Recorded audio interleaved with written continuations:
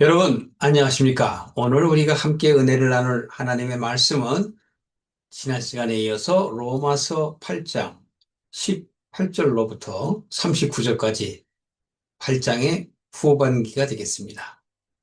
오늘 여러분께서는 로마서 전체 중에 가장 요점되는 그 말씀을 우리가 함께 나눠보도록 하겠습니다. 18절 보실까요? 생각건대 현재의 고난은 장차 우리에게 나타날 영광과 좋게 비교할 수 없도다. 현재 받는 우리가 고난은 우리에게 미래에 나타날 그 영광과 비교할 조차가 안 된다라는 얘기죠. 무슨 말씀일까요? 현재의 고난은 뭐예요? 지난번에도 말씀을 드린 바 있죠.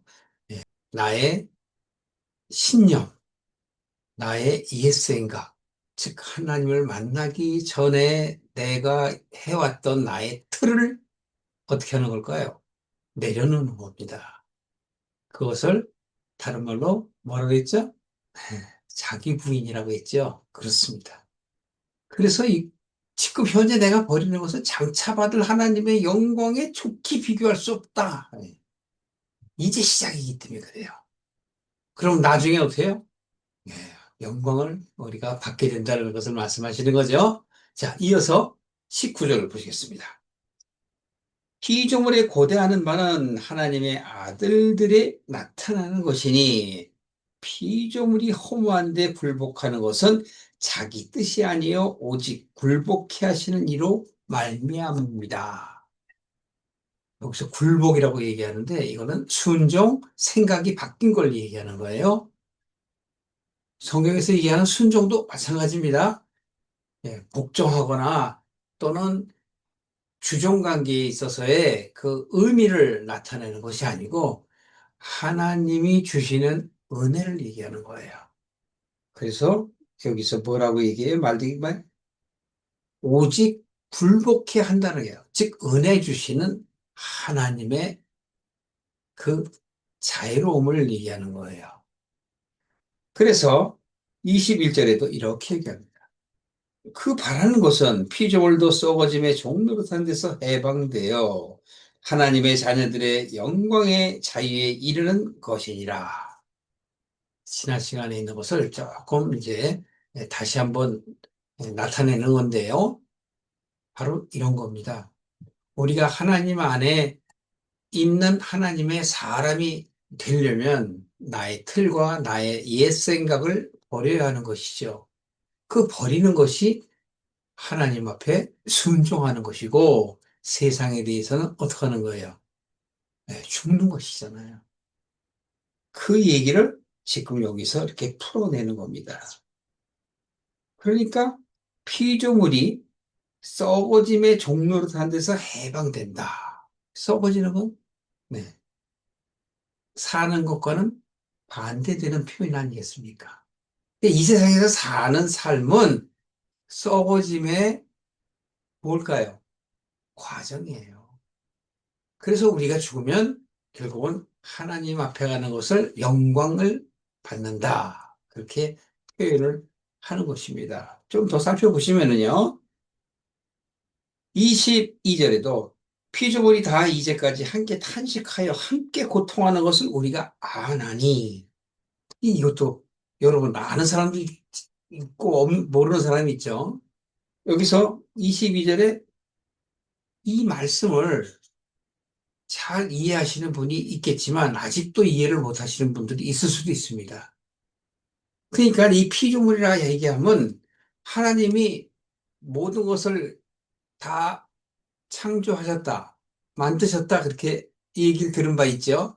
거기까지는 다 아는데 우리가 옛 것에서 새 것이 되고 옛 사람에서 새 사람이 되고 옛 언약 즉 율법을 통하여 구원을 얻는 줄 알았던 내가, 그것이 아니고 하나님의 말씀, 즉 하나님의 뜻을 깨달음으로 인하여 내 생각이 바뀌는 것, 체인지되는 것을 하나님이 원하시는구나 하고 그걸 내가 알면 옛 생각은 사라지고 새 생각으로 나를 움직이게 하는 것이죠.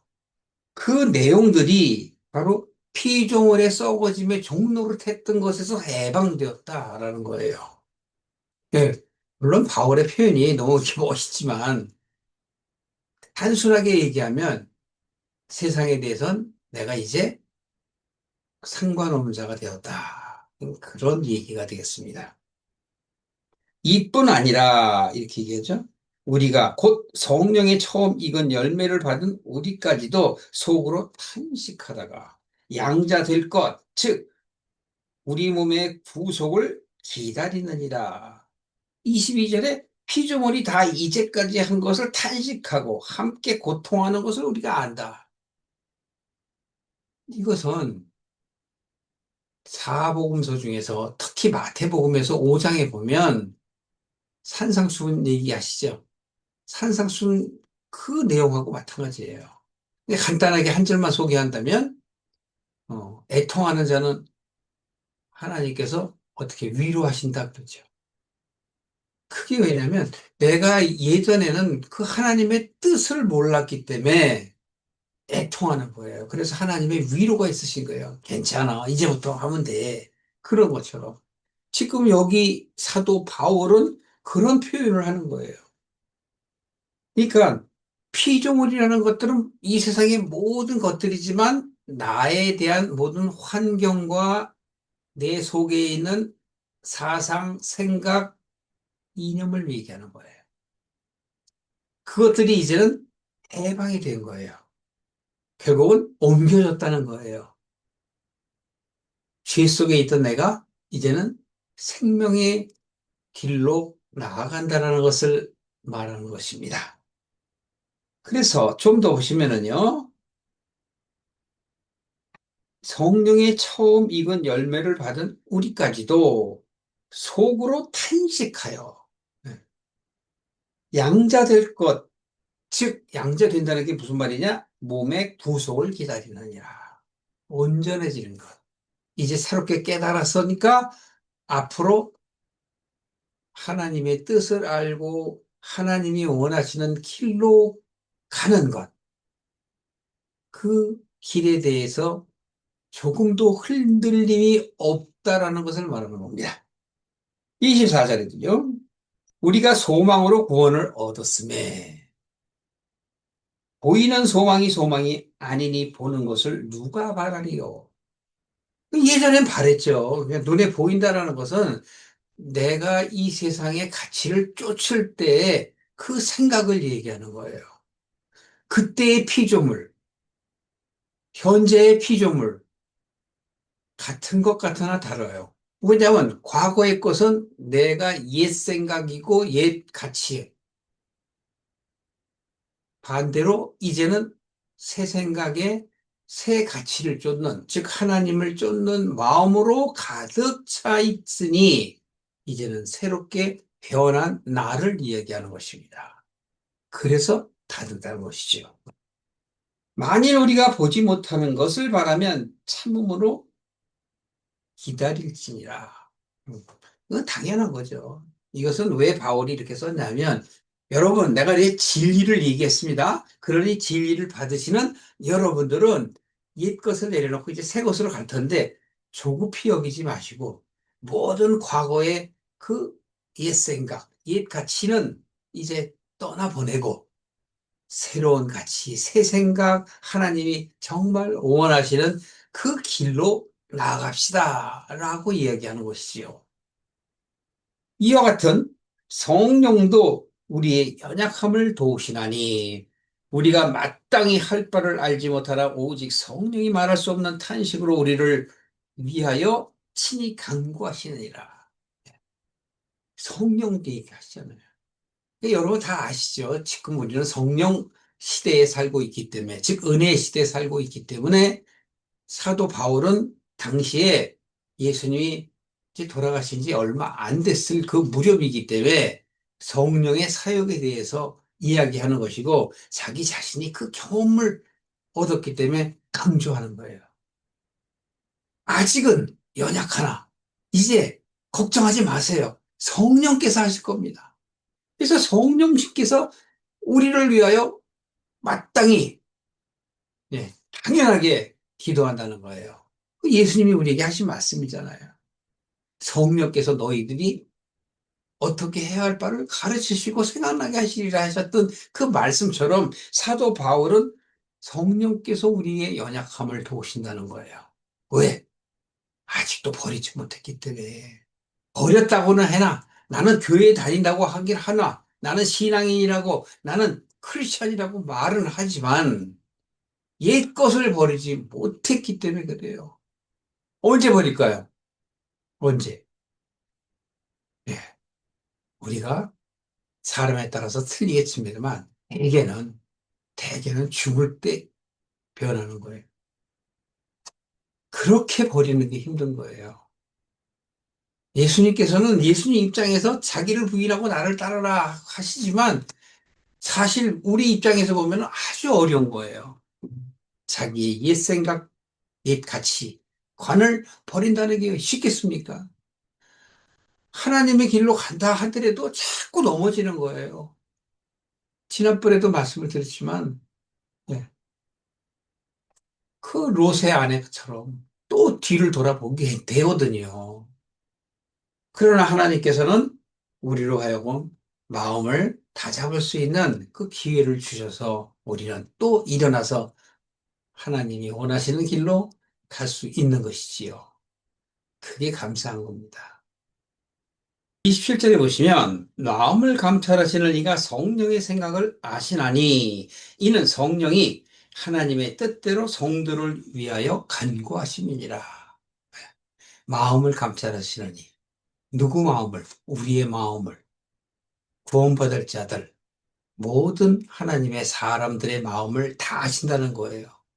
그분께서 그분께서 성령을 통하여 우리를 바로 세우신다는 것이죠. 정도로 갈 수 있도록, 진리로 갈 수 있도록 도우신다는 말씀이며, 이후에 28절부터 30절까지는 로마서 8장 중에서도 아주 키포인트가 되는 말씀입니다. 어떻게 보면 로마서에서 가장 중요한 구절이 된다. 이렇게 말씀드릴 수 있는데요. 28절에 보시면 우리가 알거니와 하나님을 사랑하는 자 어떤 사람이냐? 곧 그 뜻대로 부르심을 입은 자들에게는 모든 것이 협력하여 선을 이루느니라. 하나님께서 미리 아신다 그랬잖아요. 우리의 마음을 감찰하시고. 그분들은 우리의 마음을 알기 때문에 하나님을 사랑한다. 이 하나님을 사랑하는 자는 무엇을 말해요? 하나님의 뜻을 받아들일 수 있는 사람을 말하는 것입니다. 그래서 그 뜻대로, 즉 하나님의 뜻대로 부르심을 입은 자들에게는 모든 것이 합력하여 선을 이룹니다. 여기서도 합력한다, 선을 이룬다. 바깥의 얘기가 아닙니다. 선이라는 것은 하나님의 뜻을 아는 것이죠. 합력이라는 건 하나님의 그런 그 뜻을 알게 하기 위해서 돕는다는 얘기잖아요.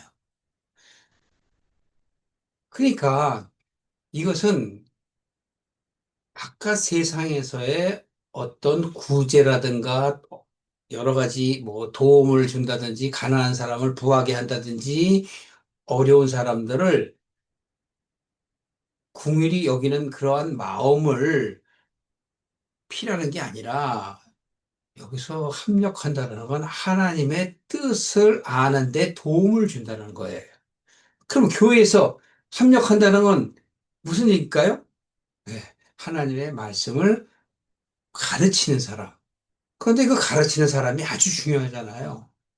그들이 하나님의 뜻을 모르고 가르치면 그건 전부 엉뚱한 세상의 말이 될 수가 있잖아요. 그런 게 아닙니다.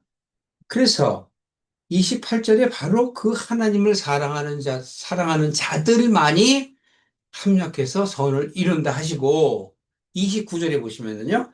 하나님이 미리 아신 자들로 또한 그 아들의 형상을 본받게 하기 위하여 미리 정하셨으니 이는 그로 많은 형제 등의 맏아들이 되게 하려 하심이라.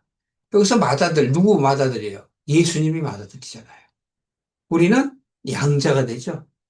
그러니까 우리가 예수님의 안에 있으면 우리 또한 양자가 되는 것인데 하나님께서는 미리 아신 자들로 하여금 누구를 본받게 하려고요? 맏아들, 즉 예수 그리스도를 본받게 하시려고 이렇게 하셨대잖아요. 그리고 그 후에 합력하여 선을 이룬다라는 것은 예수 그리스도를 본받아서 하나님의 뜻을 하는 것. 예수님 본받는다는 건 뭐 좋은 일, 선한 일, 기적과 이적 일으키고 하는 그게 일이 아니에요. 우리의 일은 예수님의 뜻을 아는 것, 하나님의 뜻을 아는 것, 그것밖에 없습니다. 우리가 바깥으로 어떤 행하는 일들은 특별한 경우에만 필요한 거예요.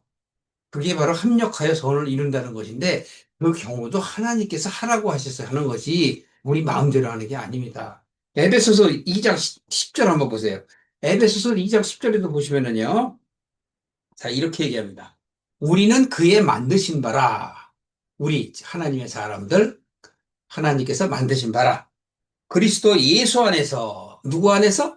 예수 안에서 선한 일을 위하여 지으심을 받은 자라. 우리가 예수 안에서요. 내가 내 마음대로 하는 게 아니에요. 선한 일을 위하여 지으심을 받은 자니 이 일은 즉 선한 일은 뭐라 그래요? 하나님이 전에 예비하사 우리로 그 가운데서 행하게 하려 하십니다.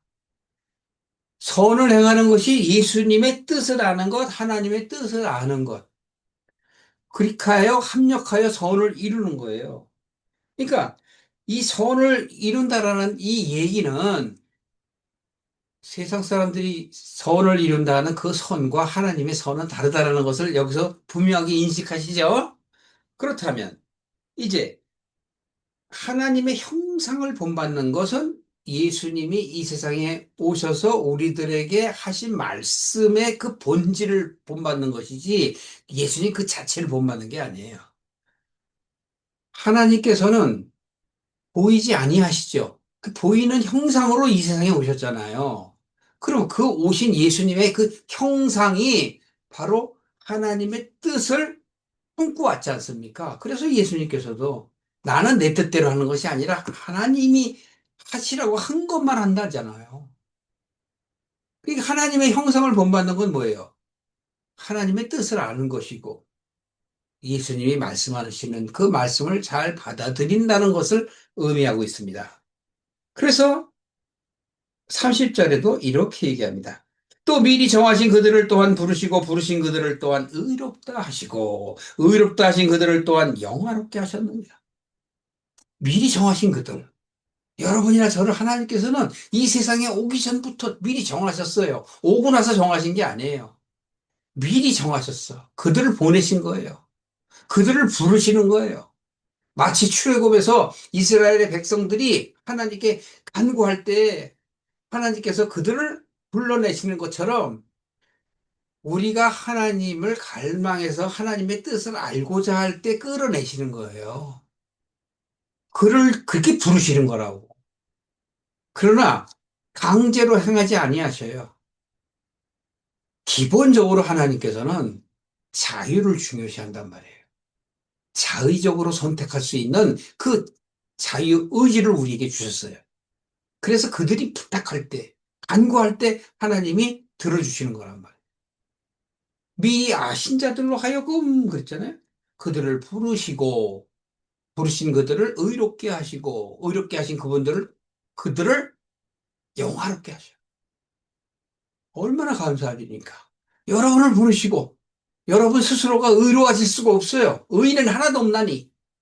그렇기 때문에 하나님께서 의로운 마음을 갖게 하시는 거예요. 하나님의 뜻을 알고 싶어하는 그러한 갈망, 갈증을 느끼게 해서 하나님을 쫓게 하신단 말이에요. 그냥 교회에 다니면서 세상의 것들을 내가 원하는 것들을 얻으려고 하는 것, 그건 전부 사입입니다. 그렇게 가르쳐서도 안 되고 그렇게 받아들여서도 안 되는 것입니다. 그 정확하게 하나님의 뜻대로 이루어지는 것이 영화로운 거예요. 아셨습니까? 우리가 지난 로마서 6장 23절인가요? 거기서도 그러잖아요. 하나님의 은사는 뭐라고 그래요? 영생이라. 한번 살펴볼까요? 지난 시간 또 잊어버리셨을 거예요. 6장 23절인가 볼 겁니다.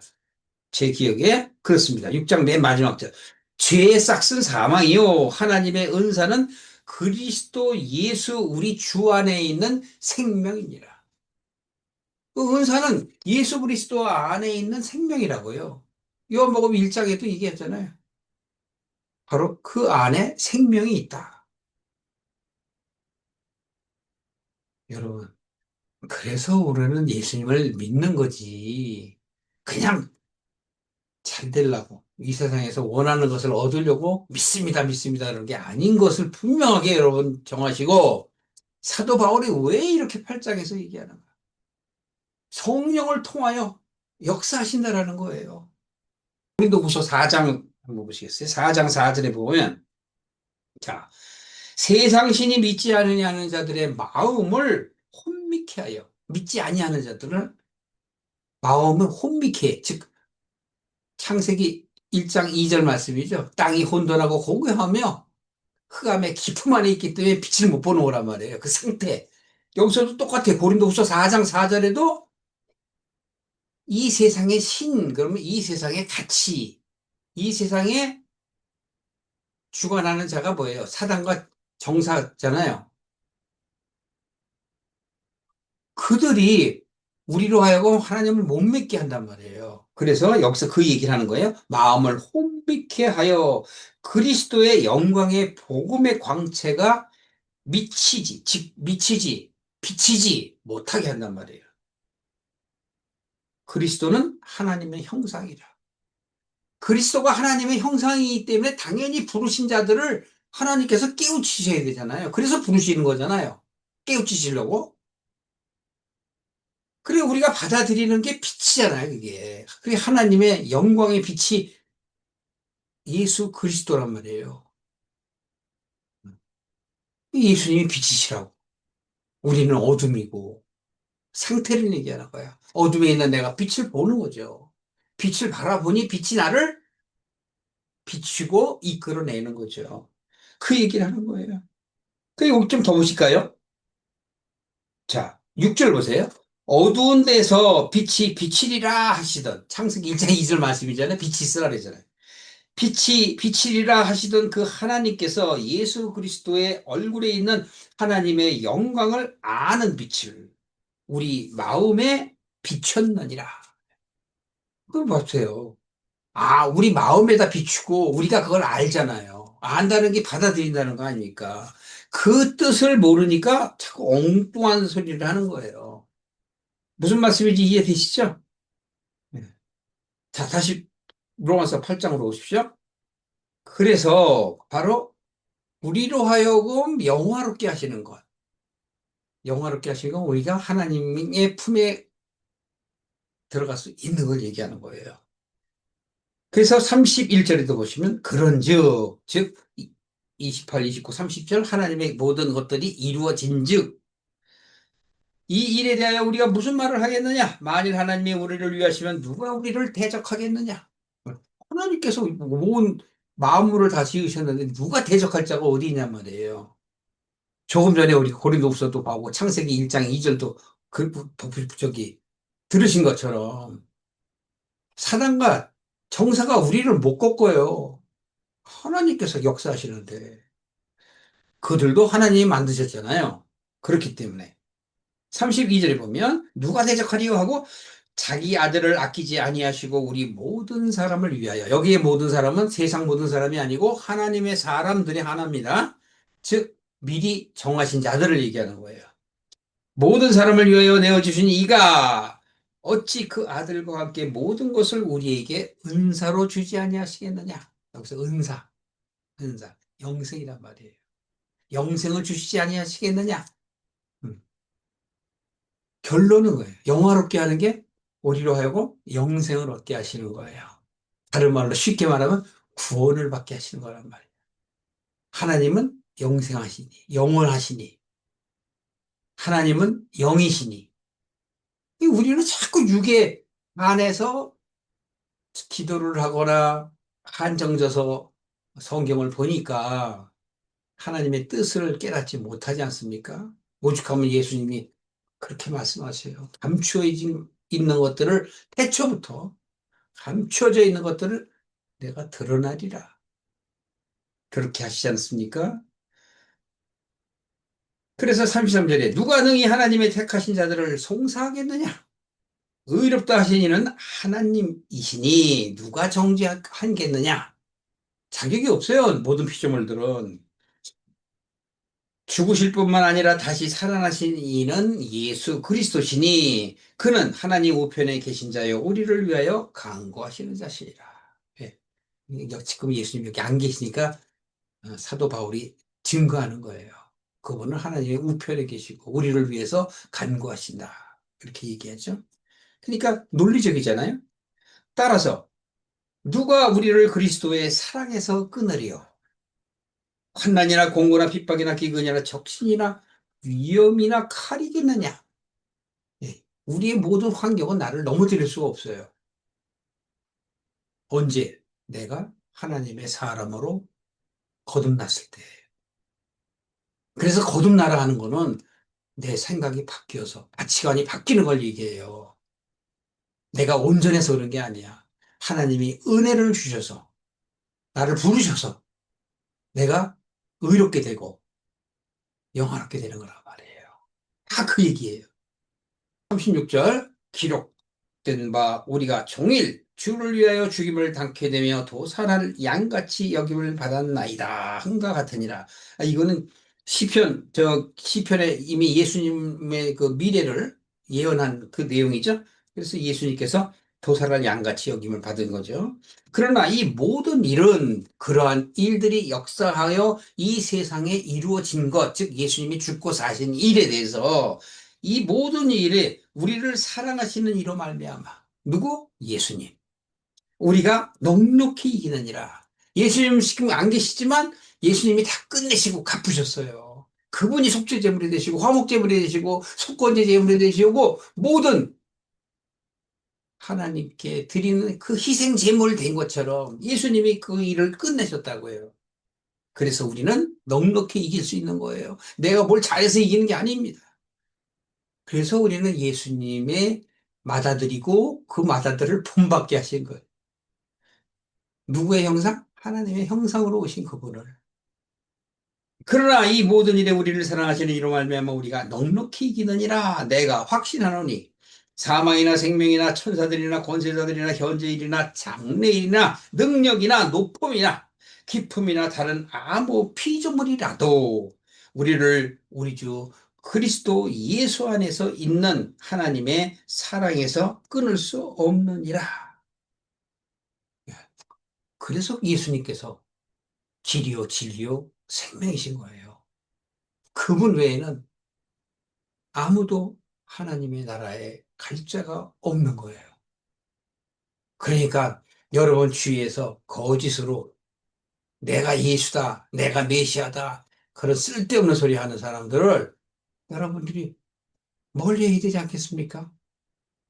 이 세상의 것을 취하라고 하는 것, 이 세상에서 정의를 얘기하고 하나님의 나라를 이야기하지 않는 그 어리석은 자들, 그분은 절대로 하나님의 나라에 갈 수가 없어요. 여러분도 그 하나님의 뜻을 깨닫고 하나님의 은혜 안에서 오늘 팔짱을 맞추면서 마음에 다짐을 하며 의롭게 하시는, 영화롭게 하시는 그 하나님을 찬양합시다.